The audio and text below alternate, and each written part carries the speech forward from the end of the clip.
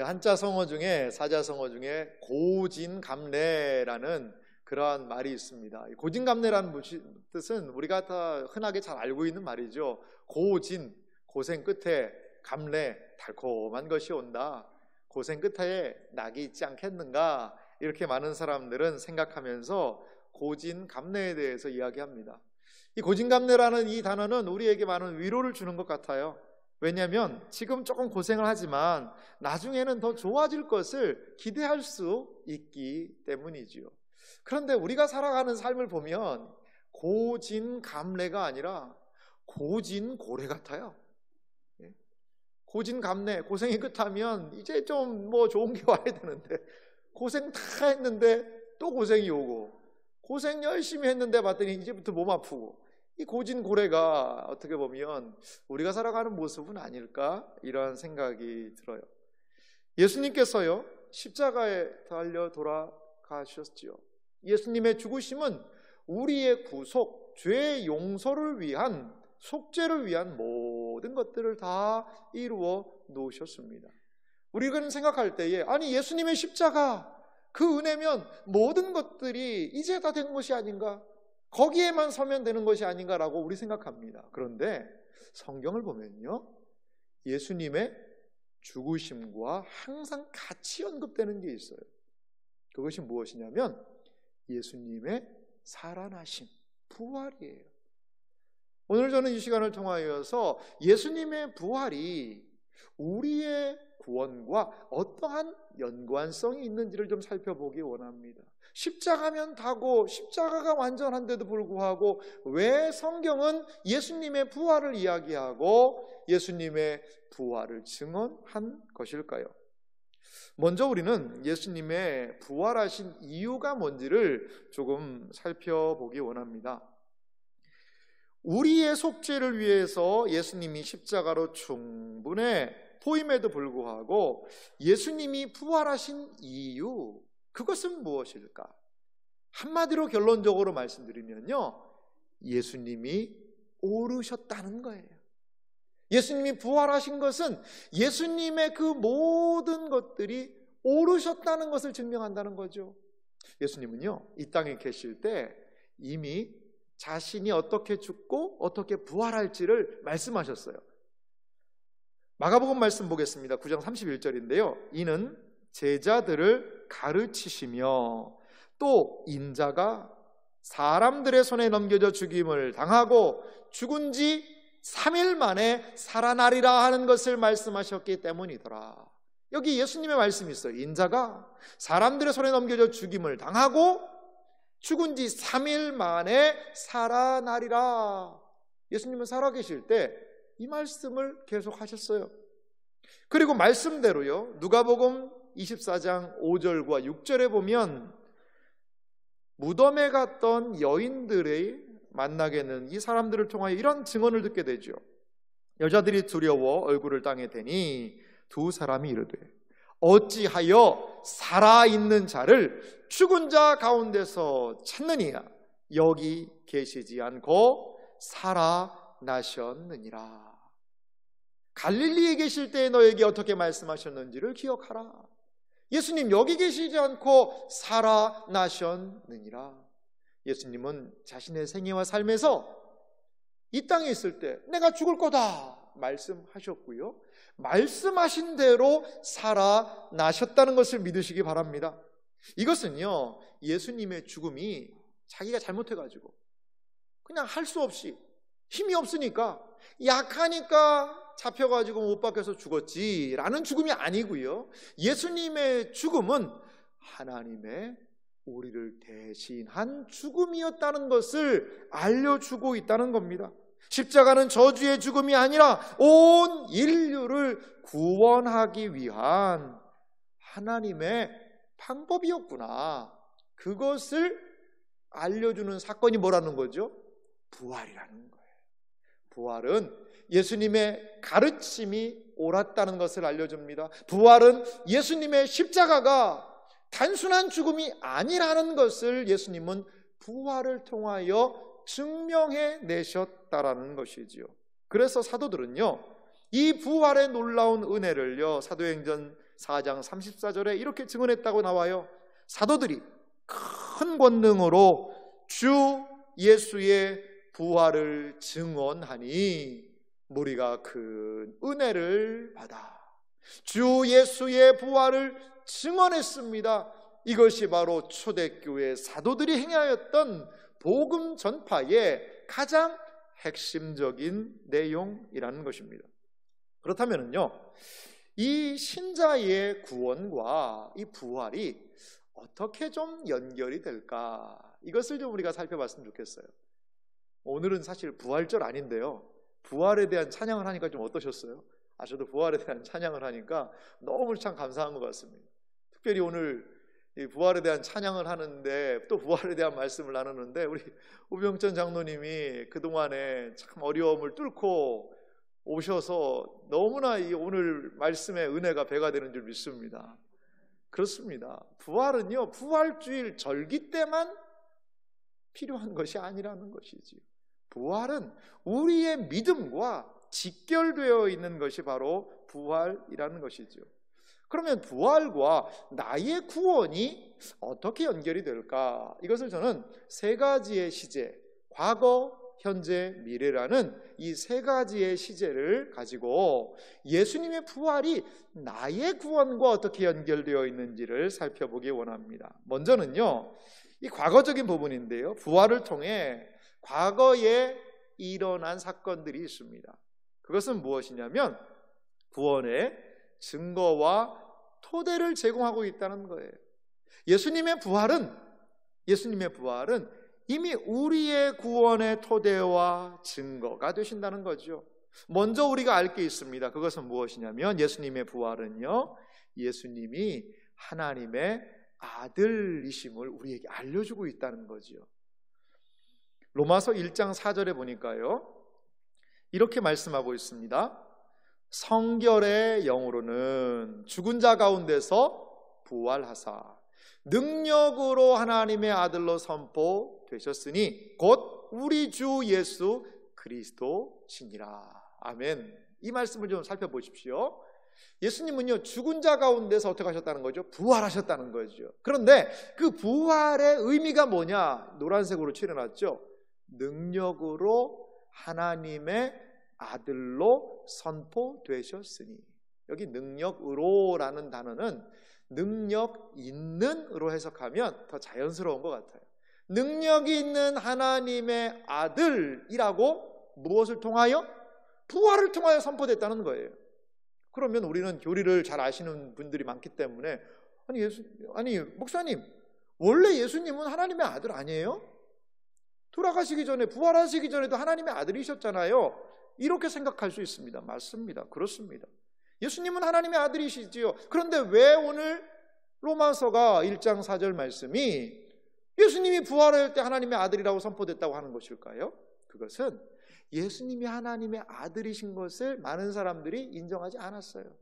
하지만 예수님이 부활하시는 그때에 아하, 저분은 진정한 하나님의 아들이시구나, 그것을 많은 사람들이 더욱더 확실하고 분명하게 알게 되었다는 것을 믿으시기 바랍니다. 그렇습니다. 예수님이 하나님의 아들이심이 더 구체적으로 부인할 수 없는 사실로 다가오는 그때가 하나 더 있습니다. 언제일까요? 예수님이 바로 재림하실 때.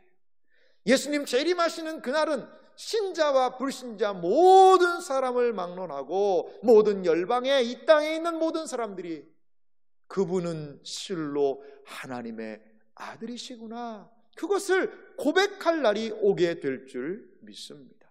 부활은 이렇게 부활로 인하여서 예수님이 하나님의 아들이심에 대한 분명하고 온전한 선포가 이루어졌음을 믿으시기 바랍니다. 두 번째로요, 예수님의 부활은 모든 사람이 믿을 만한 증거를 제공하고 있습니다. 사도행전에 있는 말씀인데요, 17장 32절과 32절 내용을 보면 이 말씀은 사도 바울이요, 아테네에서 전도할 때에 그들에게 한 이야기 중에 한 부분입니다. 제가 읽어보겠습니다. 이는 정하신 사람으로 하여금 천하를 공의로 심판하시는 날을 작정하시고 이에 그를 죽은 자 가운데서 살리신 것으로, 그들은 예수님을 얘기합니다.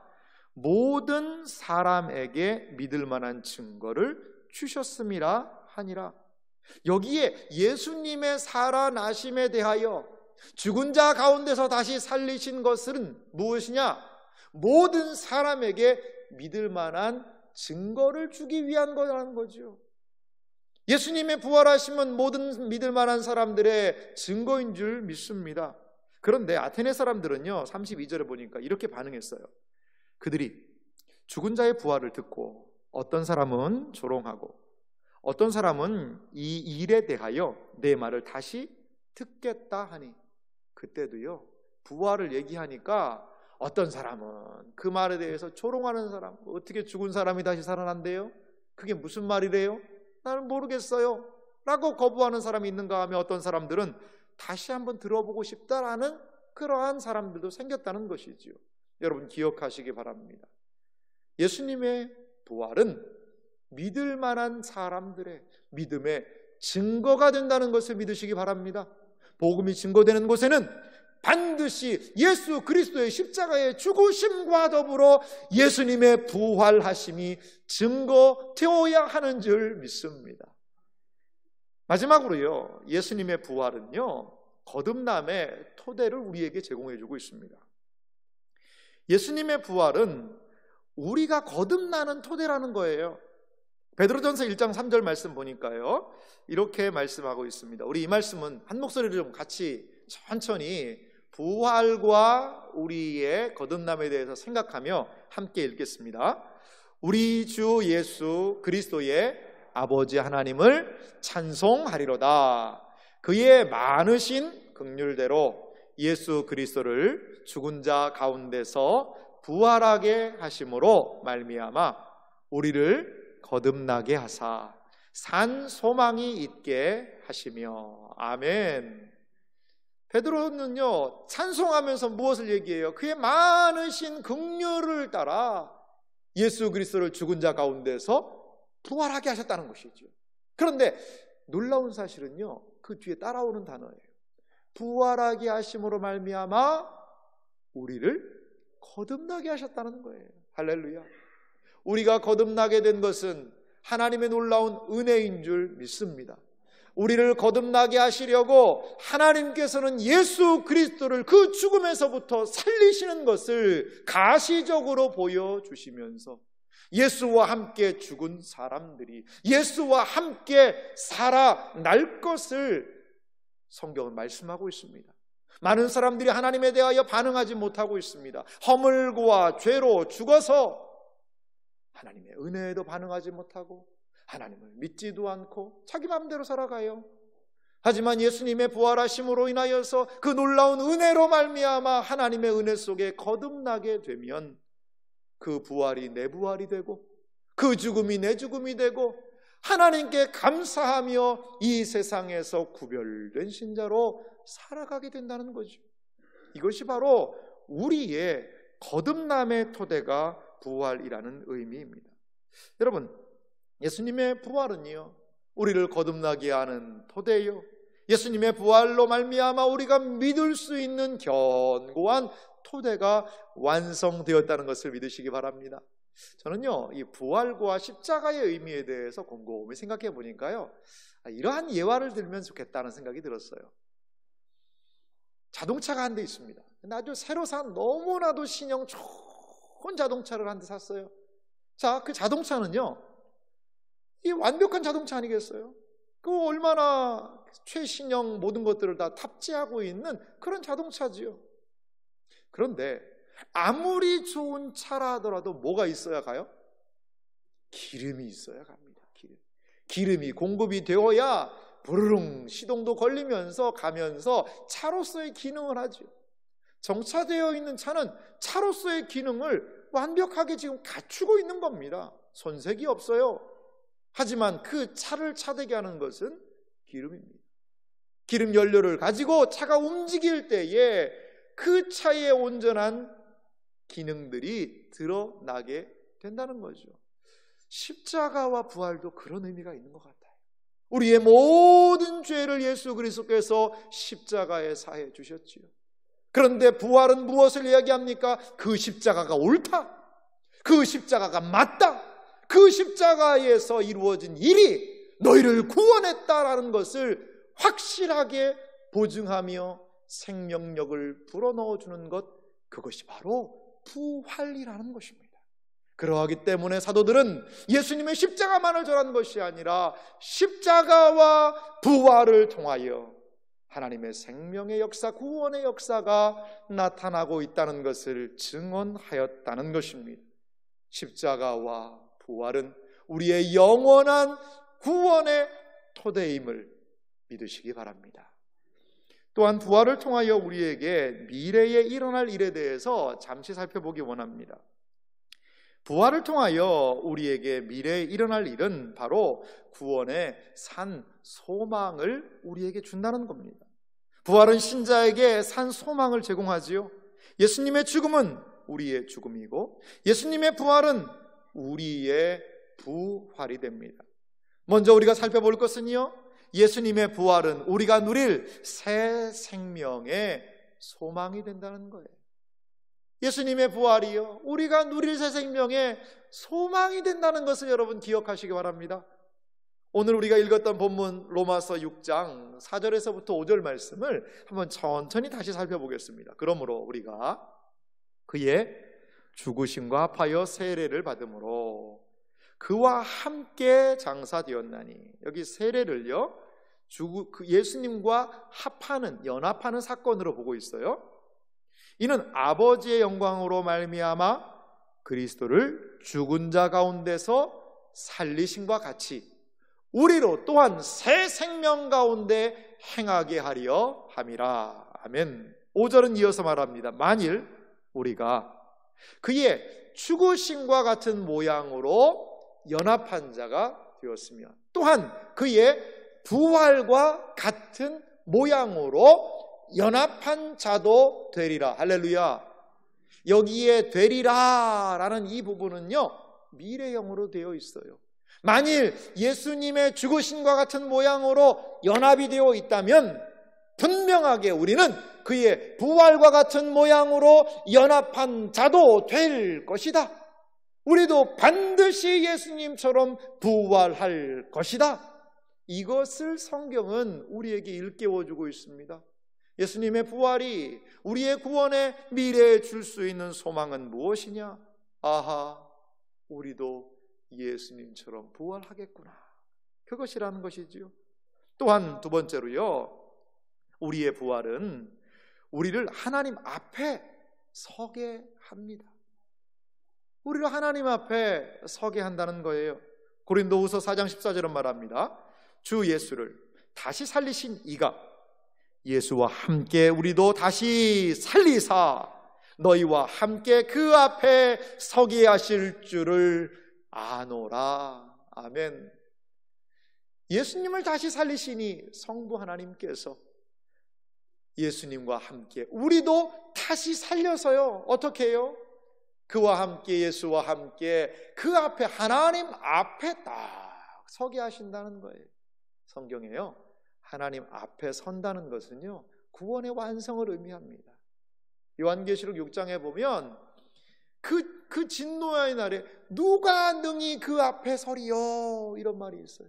산아 우리를 가려다오, 바위야 우리를 가려다오. 여러분, 산이 가리고 바위가 덮어버리면 사람 어떻게 될까요? 산사태 나면 깔려 죽습니다. 차라리 깔려 죽었으면 좋겠다는 거예요. 왜? 하나님 보기가 너무나 무서워가지고. 누가 능히 설 수 있겠습니까? 예수님의 부활의 생명에 동참한 자는 하나님 앞에 서게 될 줄 믿습니다. 세 번째로 미래적인 그 부활의 은혜가 우리에게 주는 소망이 있어요. 그것은 무엇이냐면 예수님의 부활은요 우리의 낮은 몸을 영광의 몸으로 변화시킨다는 것을 믿으시기 바랍니다. 빌립보서 2장 21절은 3장 20절부터 21절은 이렇게 말씀하고 있어요. 그러나 우리의 시민권은 하늘에 있는지라 거기로부터 구원하는 자 곧 주 예수 그리스도를 기다리노니. 21절은 같이 한번 읽어볼까요? 그는 만물을 자기에게 복종하게 하실 수 있는 자의 역사로 우리의 낮은 몸을 자기 영광의 몸의 형체와 같이 변하게 하시리라. 할렐루야. 우리의 여기에 성경은요, 예수님 때문에 우리의 낮은 몸, 이 낮은 몸이 뭘까요? 낮은 자리에 쓴 낮은 몸일까요? 아니에요. 죄 있는 몸입니다. 아픈 몸입니다. 눈물을 흘리는 몸이죠. 연약한 몸이지요. 바로 우리들의 지금 이 모습입니다. 그것을 성경은 낮은 몸이다 라고 이야기해요. 하지만 우리의 이 낮은 몸을 어떻게 바꾸신다는 것이지요? 자기 영광의 몸의 형체와 같이 변하게 하시리라. 할렐루야. 그렇습니다. 우리의 낮은 몸을 영광의 몸으로 바꾸는 근거, 예수님의 부활에 있다는 거예요. 몸 아플 때마다요, 아이고 이 몸이 왜 이렇게 많이 아픈가 라고만 생각하지 마시고, 우리 신자들이 이렇게 또 생각해야 돼요. 내 몸은 낮은 몸이구나.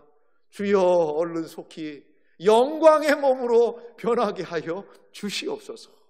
몸에 힘이 빠지고 연약할 때마다 영광의 몸을 사모하시는 여러분들이 되시길 바랍니다. 그래도 이 땅에 있을 때 건강관리는 좀 하셔야 돼요. 그냥 어차피 낮은 몸이니까 이미 베린 몸이다 그리고 막 사시면 안 됩니다.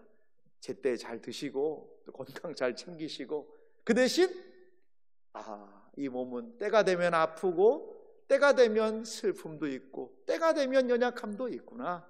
하지만 주님께서 내 몸을 영광스럽게 만들어 주실 것이다. 그거에 대한 소망을 우리는 미래적으로 부활해서 생각할 수 있다는 것입니다. 요한계시록의 말씀은 늘 우리에게 은혜를 주지요. 21장 4절 말씀입니다. 모든 눈물을 그 눈에서 닦아주시니 다시는 사망이 없고 애통하는 것이나 곡하는 것이나 아픈 것이 다시 있지 아니하리니 처음 것들이 다 지나갔음이로라. 여기에 처음 것들에 무엇이 속할까요? 우리의 낮은 몸이 여기 처음 것들이에요.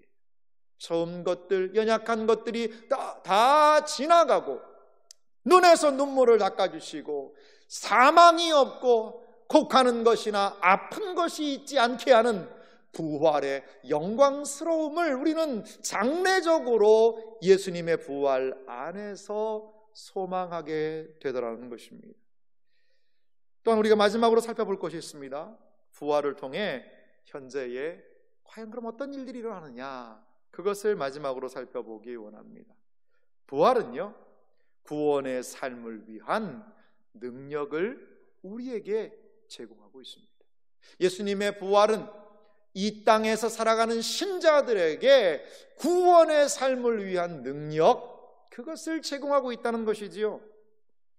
자, 그런데요, 우리가 이 현재적인 부활에 대해서 생각하기 전에 이 부분을 한번 생각해 볼 필요가 있어요. 과연 2000년 전에 예수님이 돌아가신 게 나한테 어떤 효과가 있지? 이러한 의문이 드시는 분들이 계실 수가 있습니다. 그래서 우리는 먼저요, 예수님의 부활이 현재의 삶에 영향을 미치는 이유가 뭔지를 잠시 먼저 생각해 볼 필요가 있습니다. 여러분, 이 세상의 많은 일들은요, 절대적인 게 없어요. 절대적으로 옳다, 절대적으로 맞다라는 것들, 시간과 역사가 지나면요, 다 그 절대적으로 맞다고 했던 것들이 다 기준이 흐려지기도 합니다. 그런데요, 예수님의 부활은 이 세상의 많은 상대적인 일과 같지 않아요. 예수님의 부활은요, 매우 절대적인 사건이라는 것이지요. 예수님의 부활은요, 사람들이 연구해서 만들어낼 수가 없어요.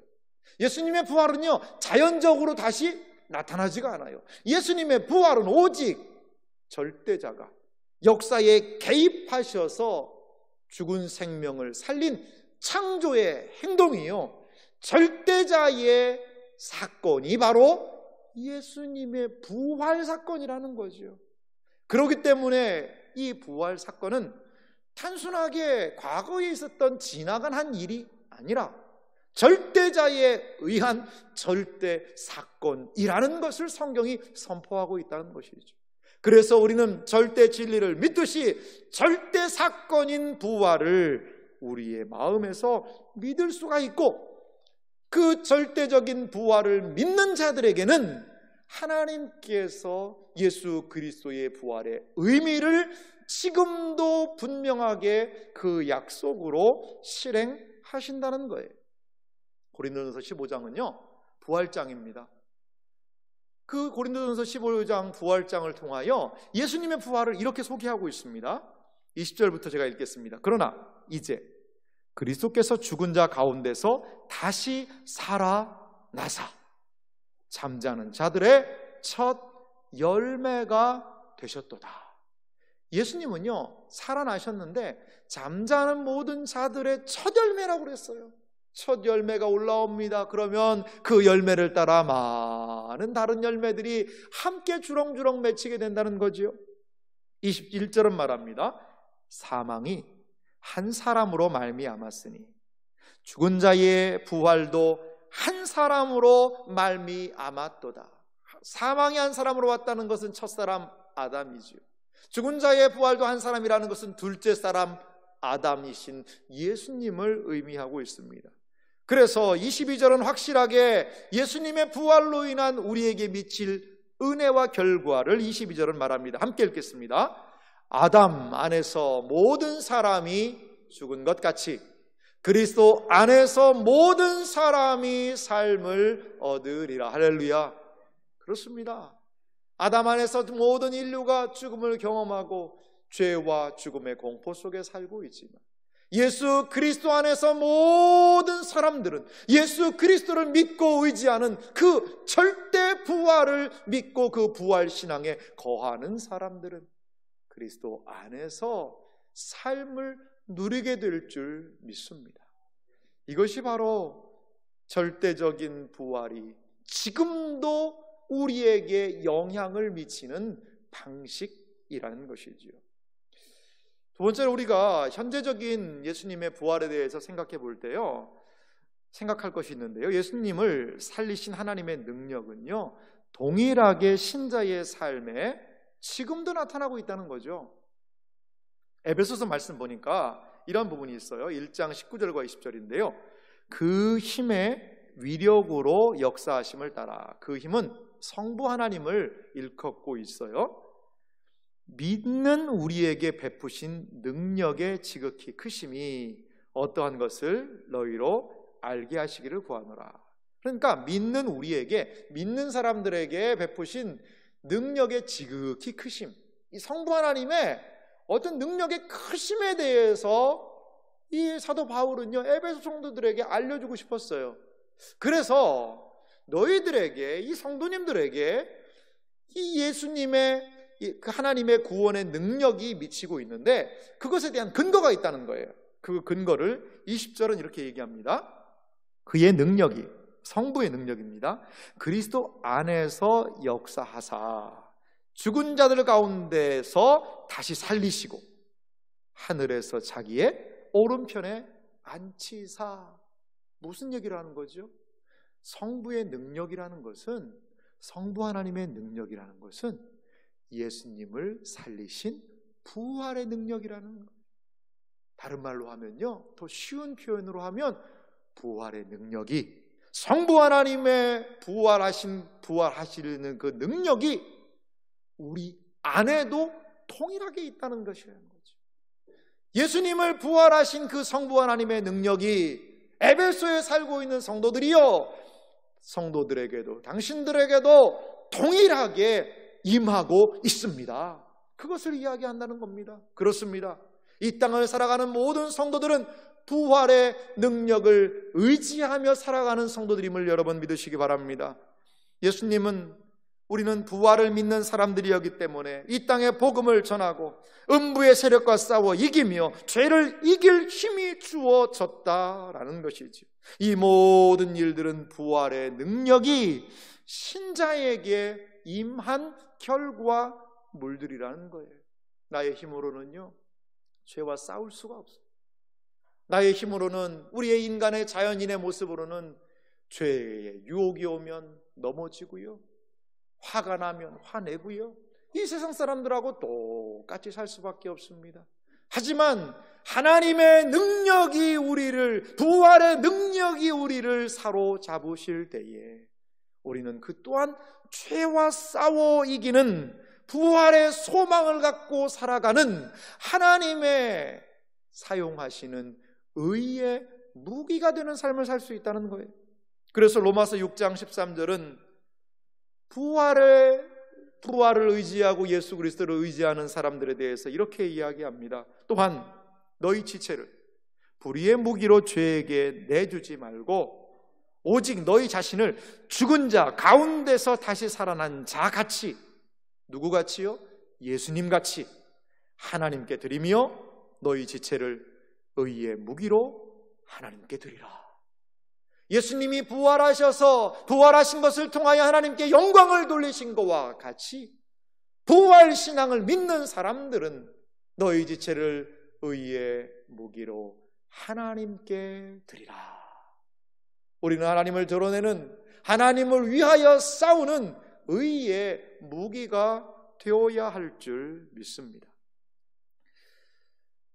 매달 하는 그런 일이 있는데, 그거 뭐냐면요, 이 보훈처라는 데가 있습니다. 국가보훈처에서 매달마다요 그 달에 독립운동가를 소개하는 일이 있습니다. 혹시 올해 2020년 10월달, 이번 달에 독립운동가가 누군지 아세요? 제가 그래서 준비해봤습니다. 이 박영희라는 독립운동가 선생님이신데요, 이 박영희 선생님은요 오산학교, 또 신흥무관학교, 성동사관학교, 이런 독립군을 양성하는 그 학교에서요 교관으로 독립운동을 하셨던 그 분이더라고요. 이분이 발탁됐던 결정적인 것은요, 우리 김좌진 장군 아시죠, 여러분?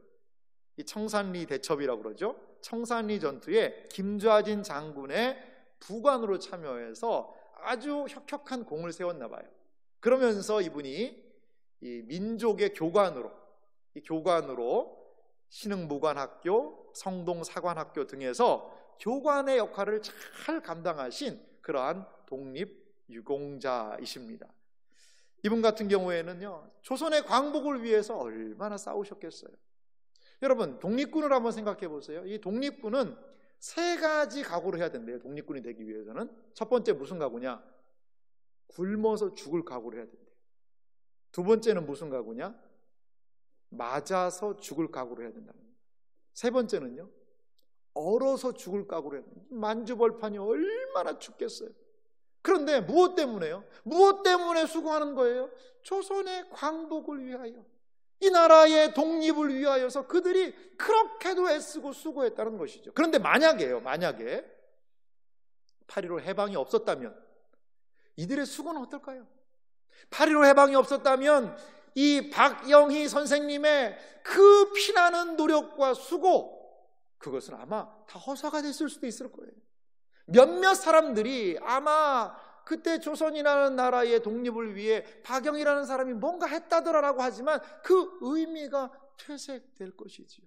이 박영희 선생님의 독립군들을 양성하고 그 수고했던 그 모든 노고는 언제 가장 빛이 났을까요?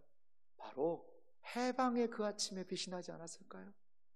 그 독립군들의 굶어가며 맞아가며 추위에 떨어가며 수고하고 노력했던 그 모든 것들은 이 조국 광복을 통하여서 그 광복의 아침에 그 독립군들의 수고와 모든 노고가 기억되고, 그래서 지금 100여 년이 지난 지금도 우리가 그분들의 그 수고를 기억하고 있는 것은 아니겠습니까? 저는요, 이게 십자가와 부활도 이렇게 연결되는 것 같아요. 예수 그리스도의 십자가 사건, 그것은 예수님의 부활을 통하여 예수님이 옳다는 것을 증명했듯이 이 땅을 살아가는 부활을 사모하는 신자의 삶도 마찬가지입니다.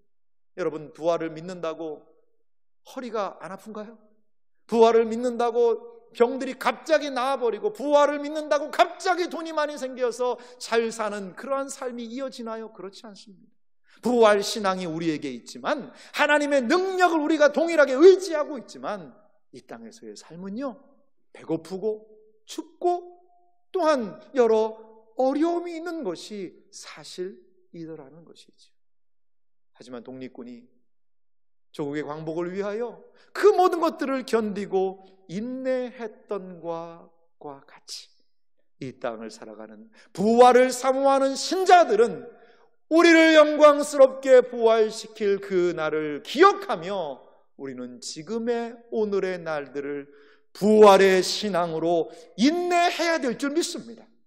이것이 이 땅을 살아가는 우리들이 가져야 되는 중요한 모습이라는 것이지. 사랑하는 성도 여러분, 부활의 능력으로 우리는 구원의 삶을 살아야 합니다. 과거의 부활이 나에게 영원한 구원의 토대가 됐다는 것을 믿으시기 바랍니다. 또한 아버지 하나님이 우리에게 주신 미래의 부활에 대한 영광스러운 산 소망에 거하시는 여러분들이 되시길 바랍니다. 하나님께서는 부활신앙을 갖고 있는 자들을 그냥 내버려 두지 않으시고 하나님의 권능과 능력, 부활의 능력으로 우리와 함께 하신다는 것을 믿으시기 바랍니다. 그래서 부활장 고린도전서 15장을 마무리하며 고린도전서 15장 58절은 부활장을 마지막으로 이렇게 기록하고 있습니다. 함께 다 같이 읽겠습니다.